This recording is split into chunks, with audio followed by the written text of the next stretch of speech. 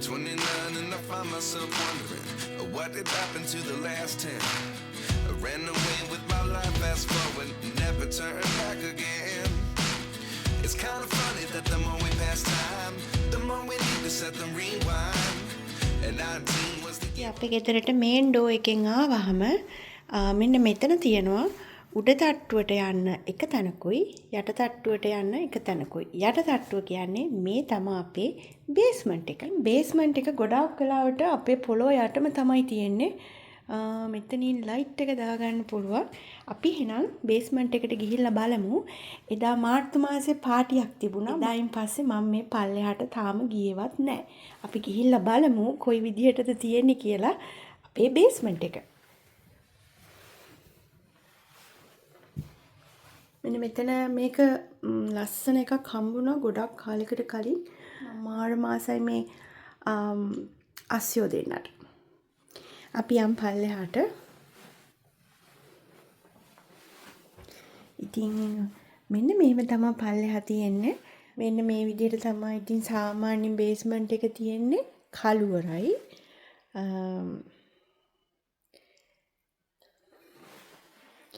මෙතනින් ලයිට් එක දාගත්තා මං. ඔන්න මේ විදිහට තමයි තියෙන්නේ.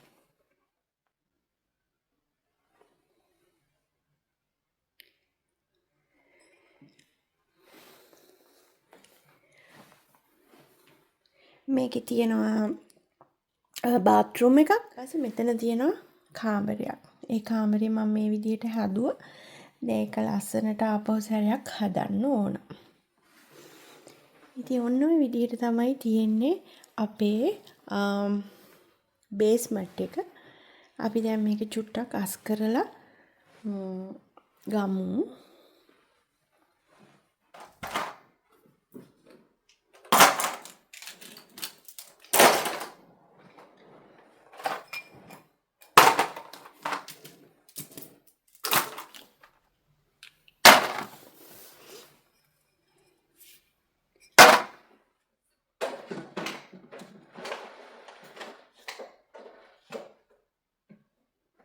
මේ වගේ බඩු මේකට දාගන්න.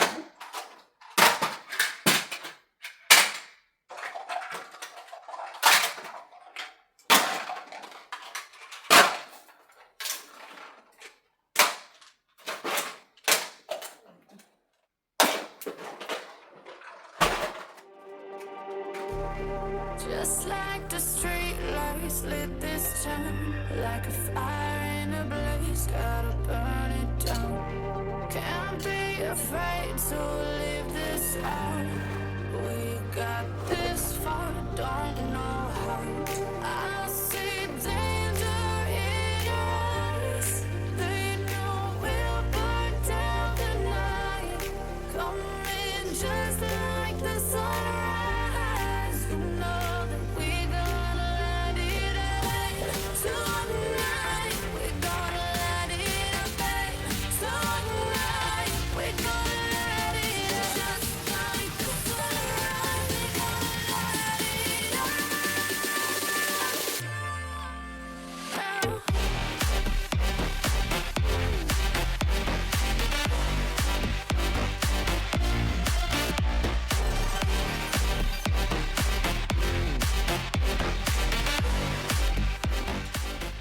මේ මෙතන පොඩිවට තියෙන මසාජ් එකක්. පොඩියට උරහිස මසාජ් කරගන්න පුළුවන් එකේ.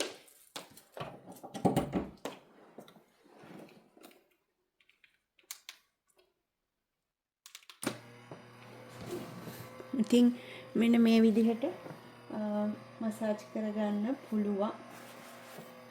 ඒ ඔප්ෂන්ස් තියෙනවා. මම මේක ඇත්තටම ඩොනේට් කරන්න හැදුවේ සෙකන්ඩ් හෑන්ඩ් ෂොප් එකකට දාන්න. පස්සේ මට හිතුණා මෙහෙම තියනවා කියලා නිකන් ඉඳලා පොඩක් මසාජ් කරගන්න පුළුවන් ඉන්න.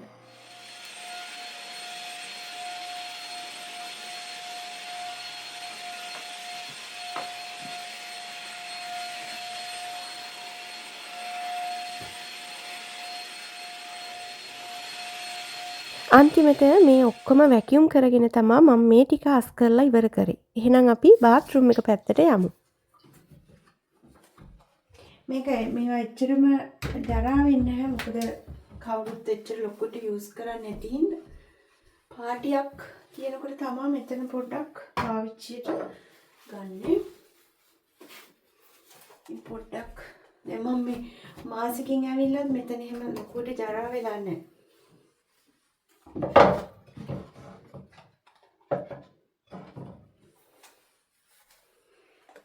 මං හිතනවා neat and clean.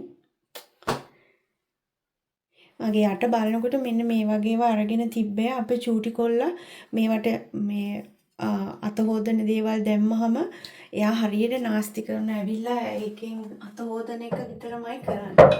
මම ඒවා හංගලා තියෙන්නේ. මේ ටවල් එක එකත් මම මේ විදිහට දාන්න හිතුවා මෙතනට.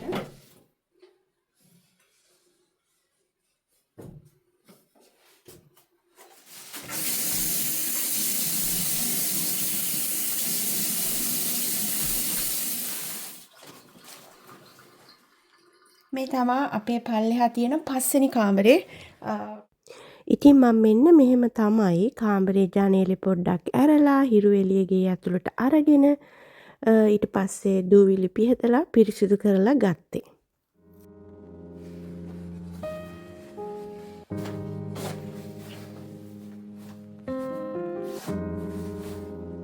ඉතින් මේ කාමරෙත් ලොකුවට හැඩි වෙන්නේ නැහැ. මොකද කවුරුත් මේකේ නැති නිසා.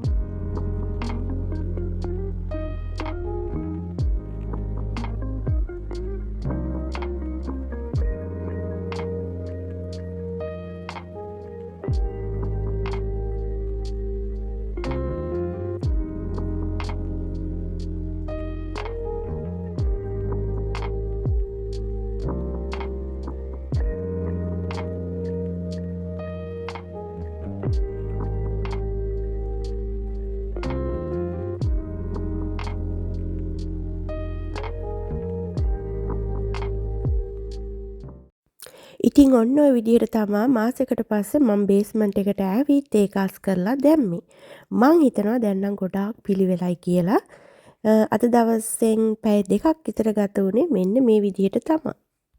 කලිනුත් කිව්වා වගේ අපේ වගේ ස්ටේට් එකකට මාරම වැදගත් තැනක් තමයි බේස්මන්ට් එක කියන්නේ. මොකද ස්ටෝම් එනවා හරියට, ටොනේඩෝස් එනවා හරියට. ඉතින් ඒ වගේ වෙලාවට මෙන්න මේ බේස්මන්ට් එකකට තමයි යන්න කියන්නේ ඒ ස්ටෝම් එක ඔයාලගේ පළාතෙන් ඉවර වෙලා යනකම්. දැන් ඉතින් බේස්මන්ට් එකේ වැඩ ඉවරයි. එහෙනම් අපි උඩට යන් ආපහු සැරයක්.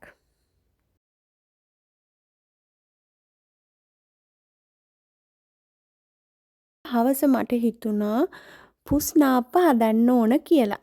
ඔයාලා මොනවද මේකට කියන්නේ? මම නම් කියන්නේ පුස්නාප්ප කියලා.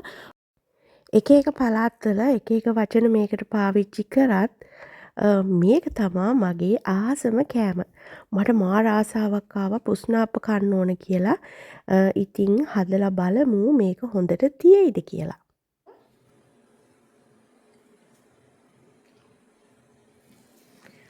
වාව් හොඳට පිපිලානේ මේ.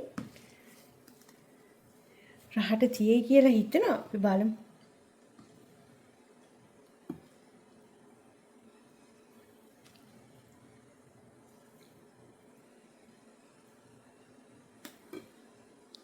මේ මේ විදිහට මන් දාගත්තා. උතුරනවා. උතන දැම්ම වැඩිනේ. මගේ ඉස්සර ආසම කෑමක් මේක. මේ ඉස්සර අම්මා හරියට හදනවා ගෙදර. මේ අම්මා හදන හිටියට තමයි මතක් කරලා හදන්නේ.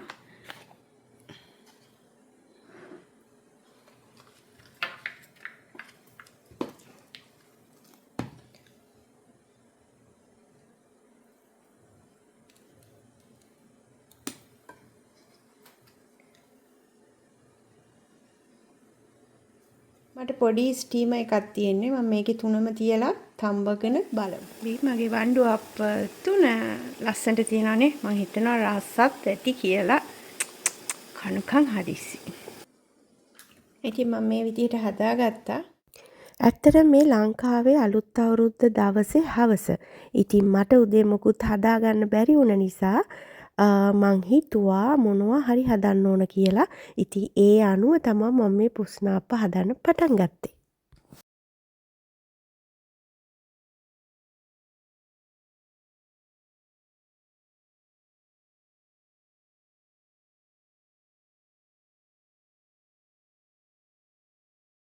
ඉතින් මෙන්න මේ විදිහට තමයි අලුත් අවුරුදු දවස ගෙවුනේ.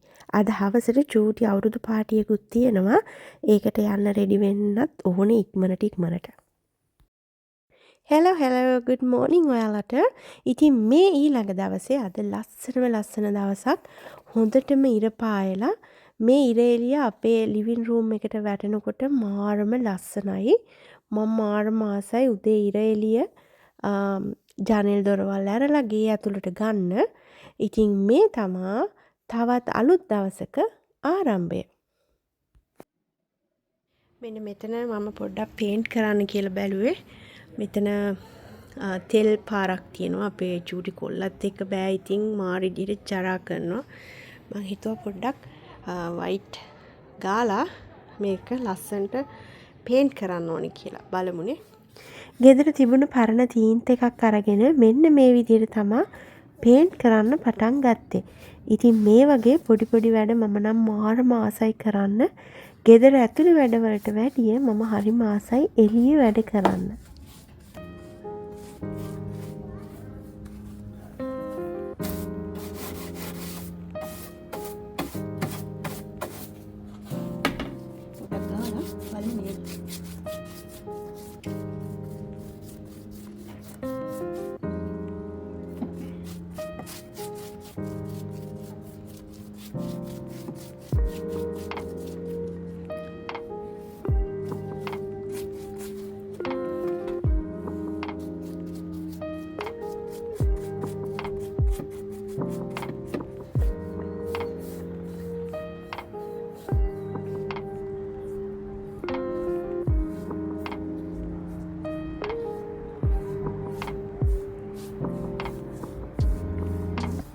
මෙන්න මේ විදිහට තමයි පේන්ට් කරලා ඉවර කරේ.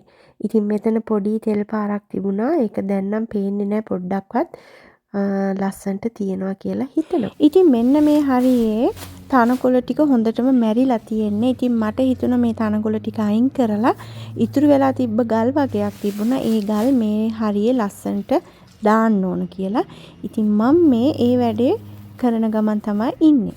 මේකත් ඉතින් පොඩි වැඩක් වුණාට මං හරි ආසාවෙන් කරේ.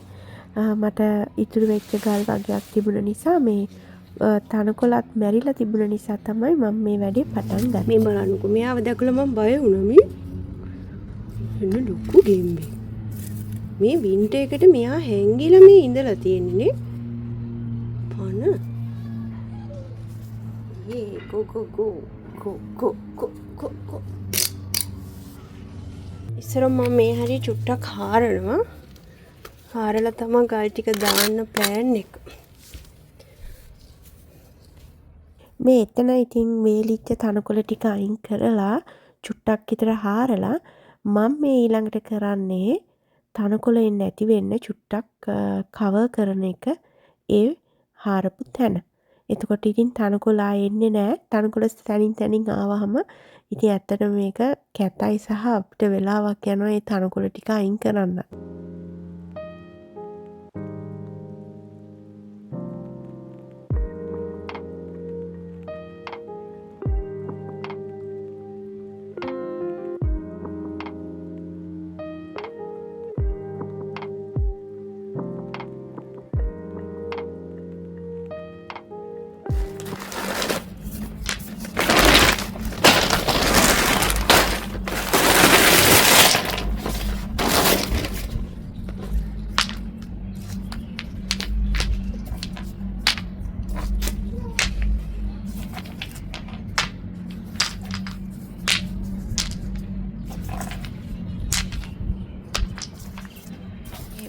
මෙතන මම මේ විදිහට හදලා ගත්තා. පොඩි වැඩක් වුණාට මේ ඇත්තට මට හිතෙනවා ලස්සනයි කියලා. මොකද මේ පහුගිය කාලේ තනකොළත් මැරිලා තිබ්බේ මඩ මේ පැත්තට එනවා. ඒ හින්දා හරි නීට්නස් එක අඩුයි. ඉතින් මේ හවස මට හිතුණා මේ සැලඩ් එකක් හදන්න ඕන කියලා. මේ ගොඩාක් එළවලු වර්ග තිබුණා. මට හිතුණා මේ ඔක්කොම දාලා රසම රස සැලඩ් එකක් එක්ක පස්තා රෑට හදන්න ඕන කියලා. බලන්න මම ඒක කොහොමද කරගන්නේ කියලා.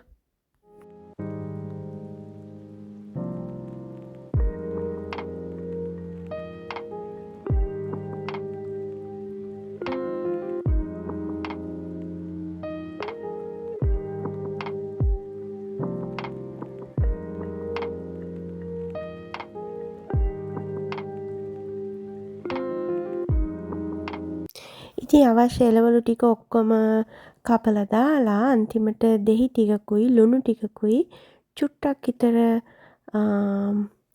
ගම්මිරිස් ටිකකුයි දාලා අනලා ගත්තා.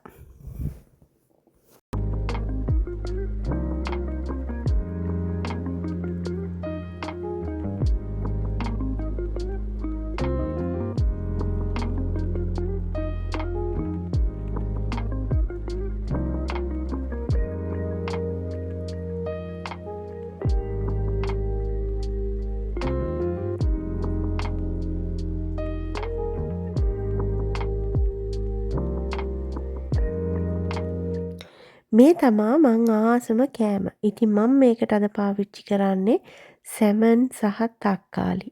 ඉතින් මේ විදියට හොඳට මේක හදලා පස්තා ටික අන්තිමට දාලා හොඳට මික්ස් කරලා ගන්න ඕන.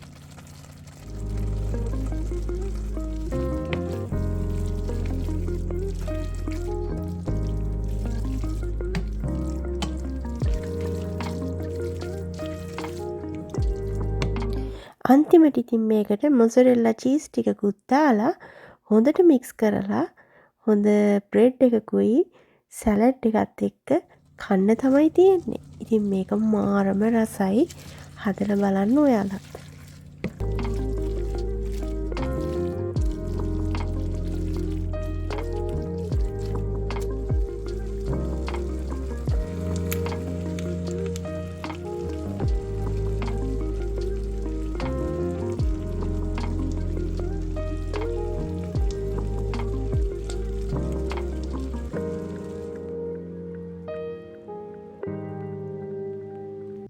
ඉතින් හවස් වෙලා ටිකක් බෑක්යාඩ් එකේ ඉන්නකොට මන් දැක්කා හොට් එයා බැලුන් එකක් අපේ ගෙවල් පැත්තට එනවා ටිකක් ඈත ඉඳන්.